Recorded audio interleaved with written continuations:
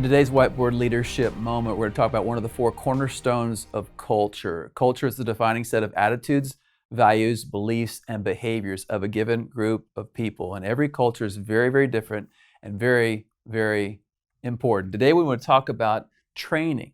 Training is so important. We've talked at a different whiteboard about motivation. Motivation will inspire people to do something once, but training helps them do it over and over, helps them to be consistent. And it answers the question, how? How do I do this? For example, there's a lot of churches that talk about being generous, and yet they never have any kind of training for people who are in debt.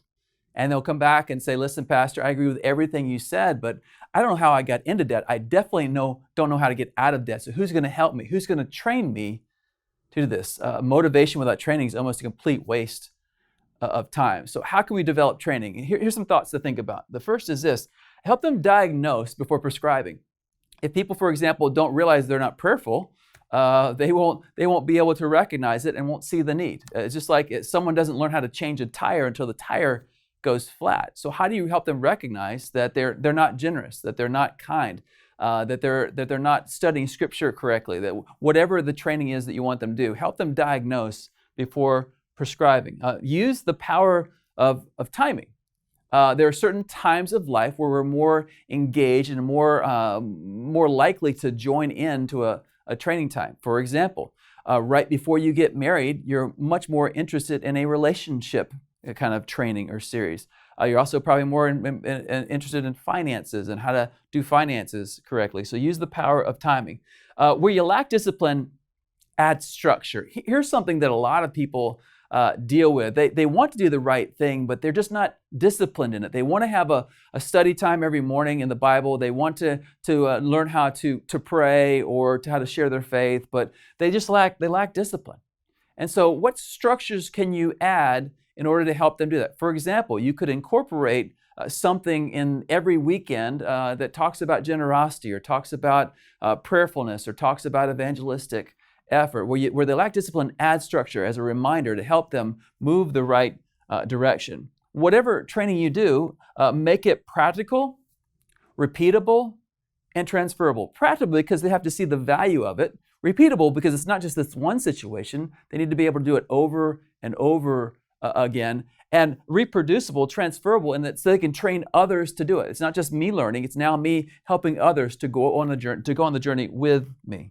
Design it holistically. And what I mean by that is that very often in churches, when we have training, it's either content-driven, or it's relationship-driven, or it's application-driven. You want one that has good content, it shows how to do it in relationship, and is application-oriented outside of the group of training that you're working with. Consider developing seasons of alignment. This is a catalytic idea. That idea is that what if we got everyone talking about this? What if we got everyone focused on the same thing? What if children's ministry, student ministries, and adult ministries all had the same conversation and all focused in the same direction? And consider having a season of alignment. Maybe it's just a series where you're talking about this subject, whether it be evangelism or prayer or worship or generosity or whatever else it may be. What if you had just a whole season where that was the one conversation that the entire church had? That would be catalytic in moving these people forward in the area of training. Think beyond that. Think beyond those times of alignment. Think beyond waves to tides. A whole lot of time what happens in church, I'll use generosity for example. We'll have a generosity series and we'll challenge people for 4 weeks to be generous, and then we'll go 11 months without ever talking about it again, or without ever helping them make the next step. And that's really the question you ask here is, what's the next step? Now that we talked about it on the weekend, what's their next step? How do we train them? How do we encourage them? How do we help them? If they've been discipled to a certain level, how do we get them to the next level? If they become a follower, how do we help them become a servant? If they become a servant, how do we help them become a leader? Think about the next steps and think about tides, raising the tide of the church and not just doing waves of occasionally talking about things. And then finally, this is most important, figure out how to win the dinner table. If you capture the dinner table conversation of a family, where a mother and a father and a teenager and an elementary school kid are talking about the same subject, you'll galvanize this movement in the life of the home, which really is where the church has its greatest strength, is in the family. And so I encourage you to learn how to train people and take these different principles and apply them to your lives. This has been a Converge Whiteboard Leadership Moment. To learn more about Converge or to join us, check out converge.org.